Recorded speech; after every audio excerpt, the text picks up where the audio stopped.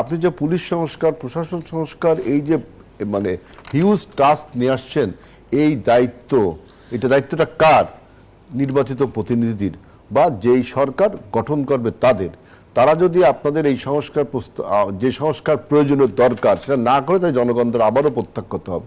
সুতরাং সরকারকে এত দিকে না তাকিয়ে তার যে তার দায়িত্ব একটা, to hold a national election, peaceful national election, free and fair peaceful national, সেটার জন্য যতটুকু সংস্কার করার দরকার। আমরা ৬২ দফা সংস্কার প্রস্তাব বিএনপি দিয়েছে, নতুন দলও শুনলাম এনসিপি ওরা নাকি ৬৯ দফা সংস্কার প্রস্তাব দিয়েছে।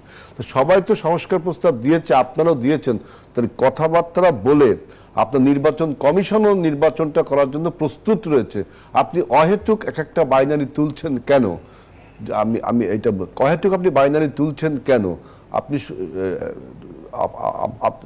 আপনার সংসদ নির্বাচনটা করার জন্য যতটুকু আপনার সংস্কার করা প্রয়োজন, যেটা ফ্রি ফেয়ার ইলেকশন করার জন্য, মানে আমাদের সংস্কারের মূল লক্ষ্যটা হবে যে একটা